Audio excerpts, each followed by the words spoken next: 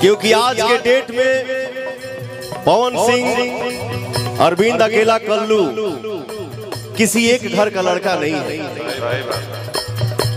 आज के डेट में भगवान का इतना कृपा मिला हम दोनों भाइयों को और भी सारे भाई कलाकारों को कि आज के डेट में हम लोग हर घर के बेटा। थैंक यू बेटा।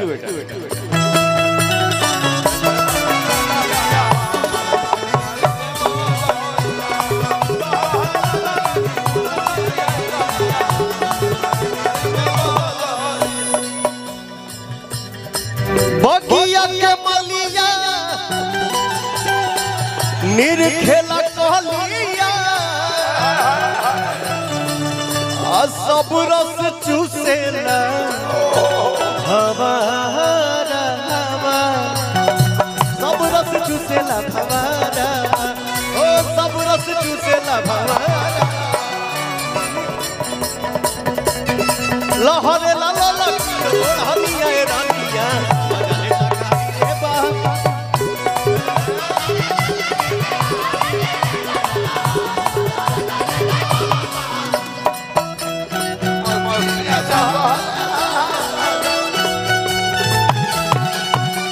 मोहब्बत के गर्मी न सहले सहाता।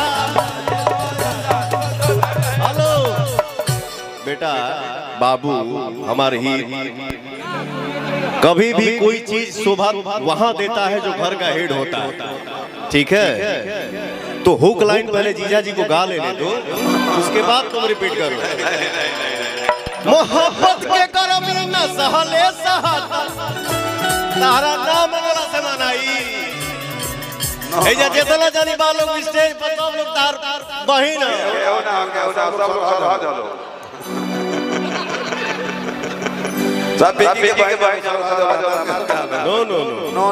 और मुझे ऐसे भाई पे कितना गर्व होता है।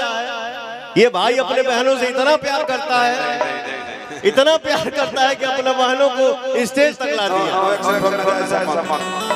हमारा अपोजिट जब ये खड़ी है तो ये हमारी हीरोइन है। जितना देर काम कर रहा हूँ ना उतना देर के लिए पवन सिंह को छोड़ के दूसरा कोई जन्म नहीं लिया है कि इंटर कर जाए, ठीक है?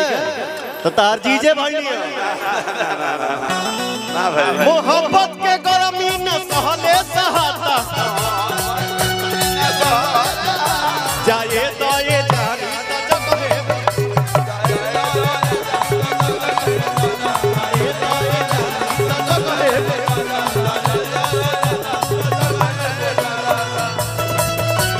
Thank you.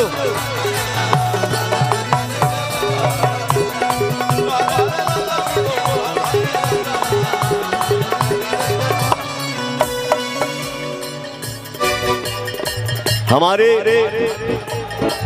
प्रदीप भैया के भाई मित्र एक फरमाइश करके गए कि ये एक लाइन जरूर होना चाहिए। बहुत हमारे पुरान फिल्म के पुरान गाना क्या है ना, मंच पे पवन सिंह है।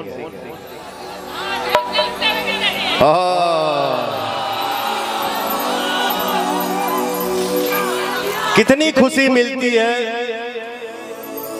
कितना अरे कितना केहू का करी री हे रात में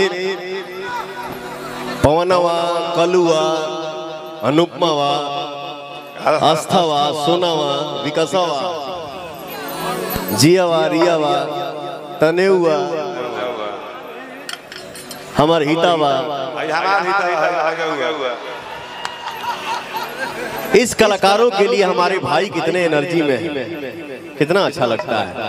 एक कलाकार अपनी प्रस्तुति कर रहा है और भाइयों के साथ साथ भाई बहन हमारे इतना हमके आशीर्वाद दे लीजिए। जय माता दी।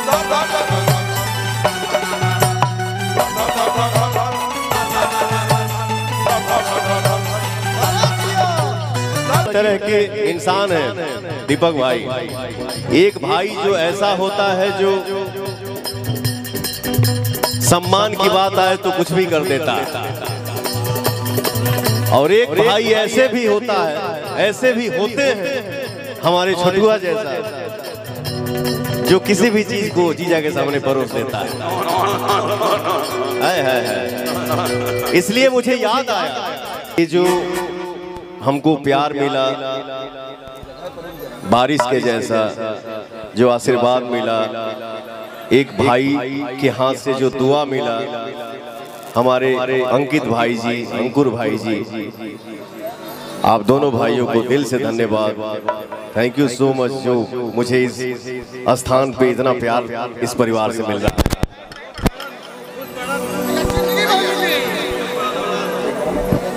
हेलो हेलो हेलो, इसका इको कर दो, बैटरी बदल देते, बैटरी बदल दो। Hello hello,